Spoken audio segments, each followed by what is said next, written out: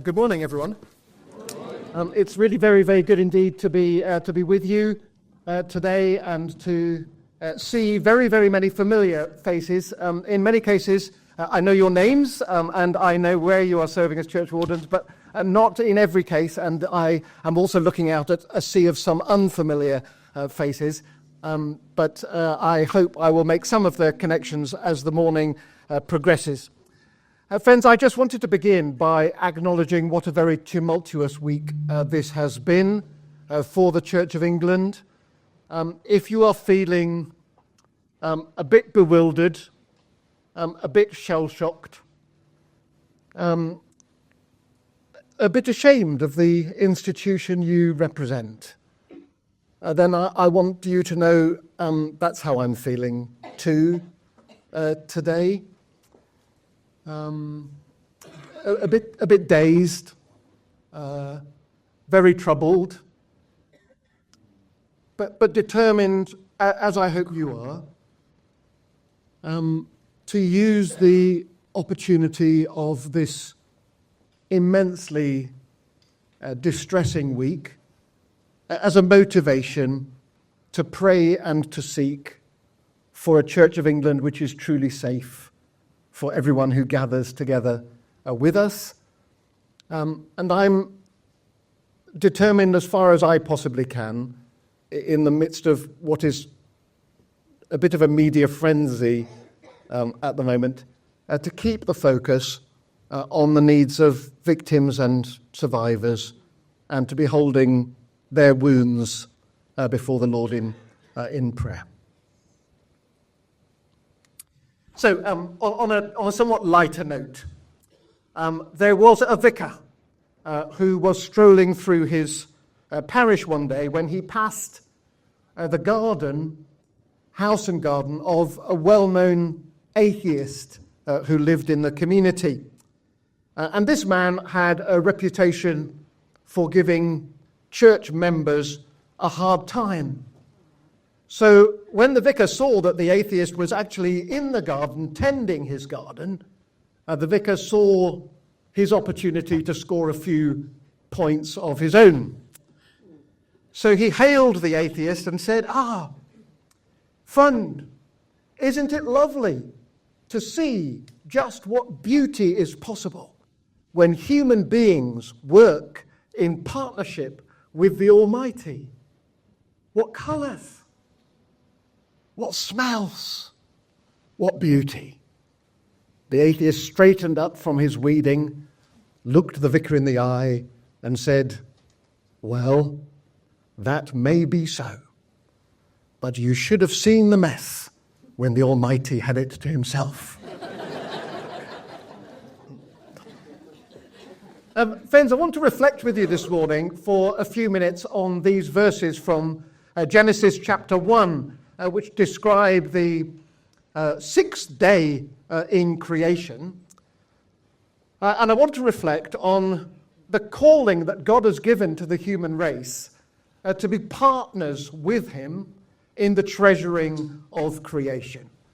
I want to suggest this morning that our calling to treasure creation is rooted in nothing less than our creation in the image and likeness of God. It is a fundamental part of what it means to be human, nothing less than that, a fundamental part of what it means to be human, to care for the creation God himself has so lovingly made. But first, let me add my thanks to that of Archdeacon Javed and Archdeacon Malcolm for all that you do at often a great personal cost in sustaining the mission and worship of God in the church communities that you serve. I don't underestimate the heaviness of the burden that you bear and your bishop's officers, and it's really important that you know that Bishop Sophie and I really appreciate and don't underestimate the ministry that you sustain week by week and year by year. In particular, I wanted to say, your job now is significantly harder than it was for your predecessors in previous generations. The shift in our culture, particularly in terms of compliance demands, makes the responsibility more onerous now than it was for previous generations. And that's true not least in relation to the environment. I don't suppose that a gathering like this 30 years ago would have been seeking to support churchwardens in responding to the climate emergency and the way in which it then impacts locally on church communities. Your predecessors will never have had to worry in their capacity as churchwardens about net zero or your church's carbon footprint. So I just wanted to acknowledge the difficulty of the responsibilities that you bear. So I'm going to read these verses, if I may, from Genesis chapter 1. This is a reminder of a sixth day in creation. And God said, "Let the earth bring forth living creatures of every kind, cattle and creeping things, and wild animals of the earth of every kind." And it was so. God made the wild animals of the earth of every kind, and the cattle of every kind, and everything that creeps upon the ground of every kind, and God saw that it was good. Then God said, "Let us make humankind in our image, according to our likeness, and let them have dominion over the fish of the sea, and over the birds of the air, and over the cattle, and over the wild animals of the earth, and over every creeping thing that creeps upon the earth." So God created humankind in his image. In the image of God, he created them, male and female. He created them. God blessed them. And God said to them, "Be fruitful and multiply, and fill the earth and subdue it, and have dominion over the fish of the sea, and over the birds of the air, and over every living thing that moves upon the earth." God said, "See, I have given you every plant yielding seed that is upon the face of all the earth, and every tree with seed in its fruit. You shall have them for food.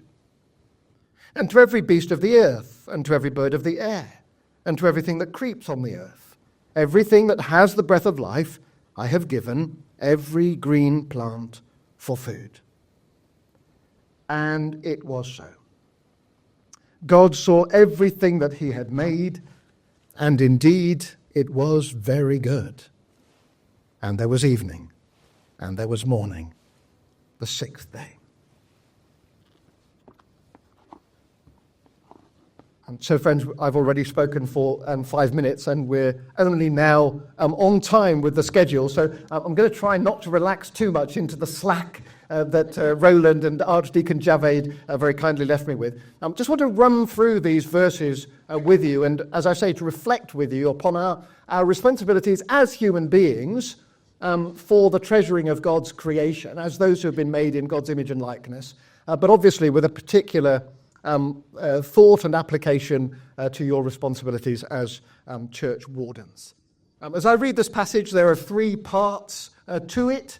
4 really, if you include verse 31 in its own right, which is a kind of concluding summary verse. But before that, in verses 24 to 30, 3 parts. The first is verses 24 and 25, that first paragraph there, where we're told about the creation of the other living creatures, sea creatures and birds of the air were created on the 5th day in creation. Verse 6 puts us in solidarity with the land creatures in creation.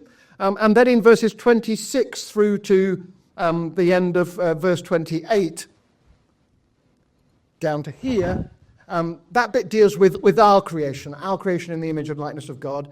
And the verses after that, after the last God said, deal with our food. So I want to deal with each of those sections in their turn. I don't have very much to say about the first section, about the creation of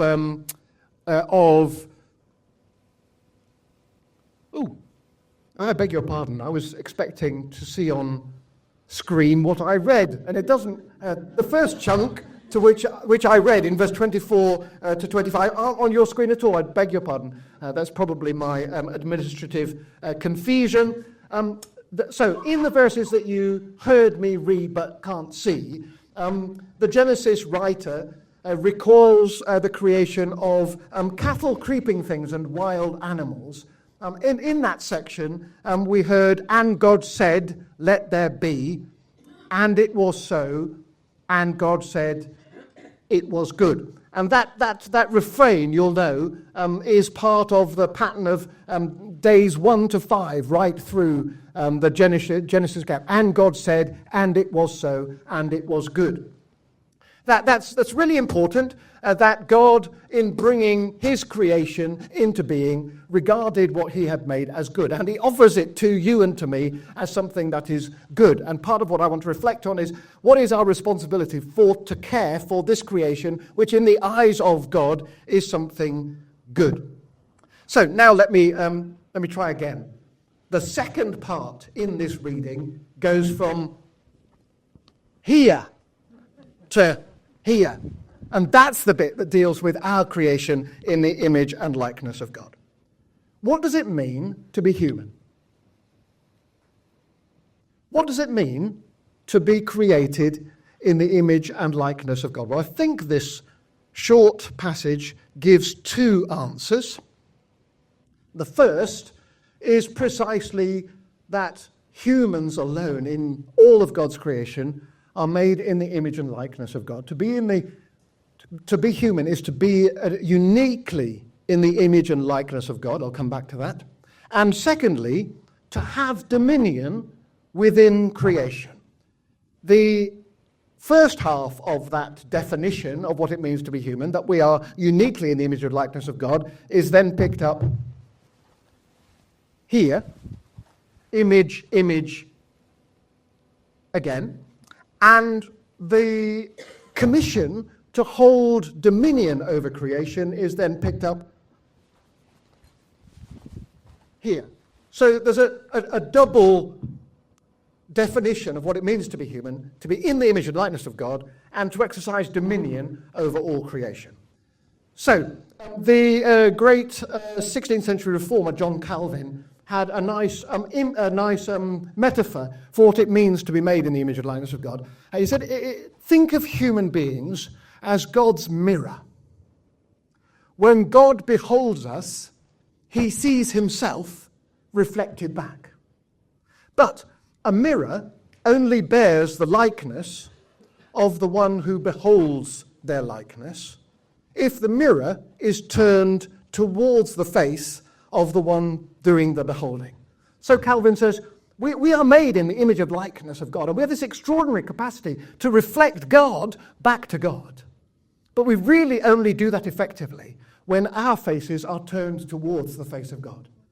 It's when we know God, when we acknowledge God, when we recognize God, when we are gazing upon God, that we most fully reflect back to God, God's own self. So there's an implication in the creation of human beings in the image and likeness of God, that among all the creatures that God has made, we have a unique capacity to be in relationship with God, to know God's love and to love God in response. But secondly, look, to be human means on God's behalf to exercise dominion within creation. Now, that word dominion has, in the course of Christian history, created quite a bit of understandable nervousness, because dominion might imply, and maybe in the history of humankind, we'd have to say, has been taken to imply, a domination, subjugation, exploitation. As if God has given us free rein to ravage the rest of creation. And some Christians in recent generations, out of a nervousness about what the word dominion might be taken to imply, have suggested instead that we should think of ourselves as entrusted with stewardship of creation. And I do understand that move, but I resist it, because the word dominion is, I believe, linked to God's own sovereign reign over all that God has made, and therefore linked to that glorious future fulfillment of the coming of God's kingdom, for which we pray every single time we pray the Lord's Prayer. Our Father who art in heaven, hallowed be thy name, thy kingdom come.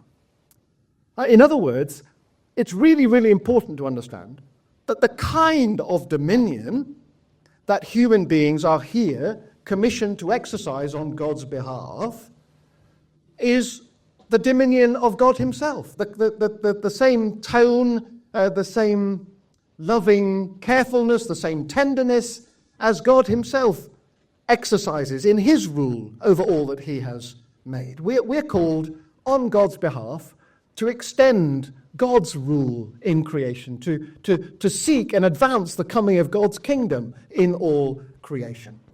And therefore, I think I'm right that there's a link between these two halves of what it means to be human, the creation of humanity in the image of God, and the entrusting to humanity of dominion. And it's rather like, has anyone got a coin with King Charles' head on it? It's quite startling, isn't it? After years and years and years in which we were beholding the likeness of Queen Elizabeth on a coin, now to be holding a coin that bears the likeness of King Charles. The stamping of the likeness of King Charles authorizes the coin as legal tender, as currency that has power to effect the transaction for which you might use the coin. So in the same way, it is because we bear the stamp of God, because we bear his image and likeness, that we are authorized to be his envoys in the world. So I've ended up preferring not the word stewards of creation, but regents in creation. Human beings are entrusted with God, by God, with regency, to act on behalf of his kingdom, to seek the advancement of his kingdom in all the world. I'm not going to offend many of you. I'm not a gardener. I regard gardening as outdoor housekeeping. Some of you will never speak kindly again to me, I know. But I can appreciate a beautiful and tidy garden. Don't particularly want to be the one who makes it beautiful and tidy. But I do know a beautiful garden when I see one. I feel roughly the same about hoovering. I don't want to be the one who hoovers the carpet, but I can appreciate the sight of a beautifully hoovered and cleaned carpet. Friends, you and I are called to be, on God's behalf, gardeners, hooverers in creation, acting with his authority on his behalf to extend his beauty and order, treasuring the good creation that God has made. So finally, let me say something about the last chunk, everything that follows after that last God said. Are there any vegetarians here? Don't be shy. A small minority of us. Okay, that's interesting. Kathy putting her hand proudly up. So,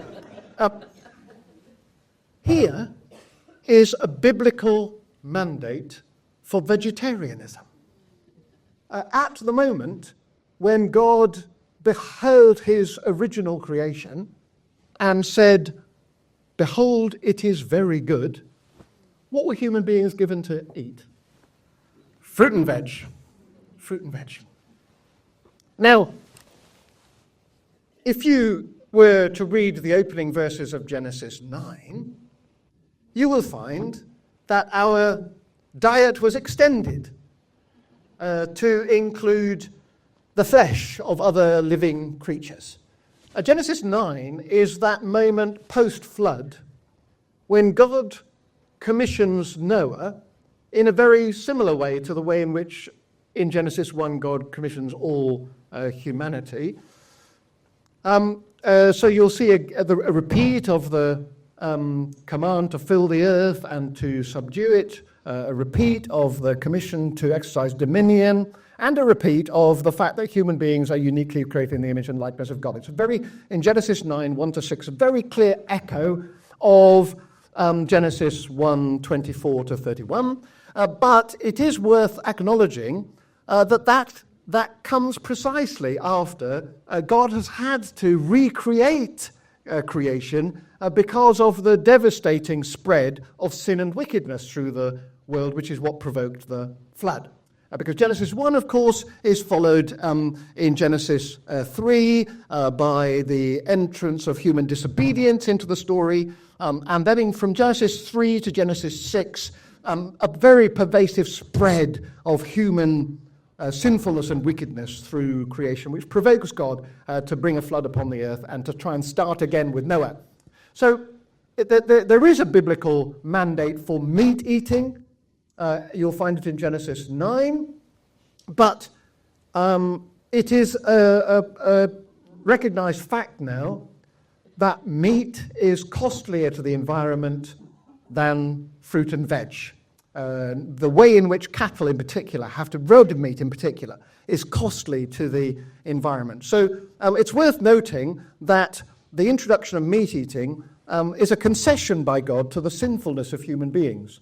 And it is probably appropriate that in the light of the climate emergency, all of us as human beings made in the image and likeness of God are reviewing our diet, and in particular the proportion of meat to which we eat relative to fruit and veg. Even if you can't go full tomato, at least to dial down the amount of meat and red meat that you eat, I think is a good Christian response to the current situation. But finally, the last thing I want to observe, I want to encourage you just to look for the word every in these final verses. You'll see every plant, every tree, every beast, every bird, everything that creeps, everything that has the breath of life, every green plant for food. That leads us then to the very final sentence. God saw everything that he had made, and indeed it was very good. Not just good, but very good. And the every really matters. That's to say, here is God's own commitment to the biodiversity of what he has brought into being. What he's entrusted to you and me is not just a care for creation, but a care for every element and section within creation, to be good stewards of what God has created, is therefore to be alive to the threat of extinction to species. It is to champion a biodiversity, flourishing biodiversity into the future.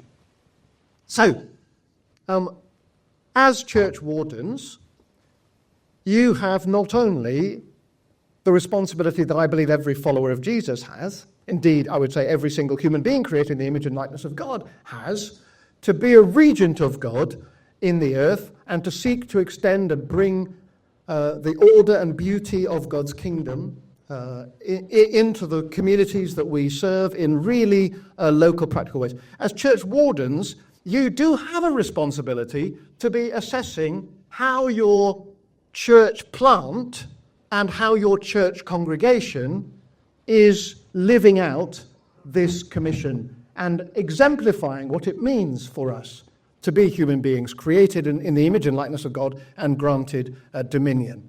We have this great building support team available to help you to assess what you could do with your building to make it, to align it more closely with God's good will for his creation. And you yourselves might like to be thinking, perhaps not least through our Lights for Christ initiative, and seeking to allow every baptized person to live out their baptismal vocation as a light for Christ in the world to the glory of God the Father, not least through the Lights for Christ initiative. You will find that we can offer you resources to help you and your church family think through what it means ecologically, currently, in the face of the current climate emergency, to be a faithful follower of the Lord Jesus Christ. Great to be with you.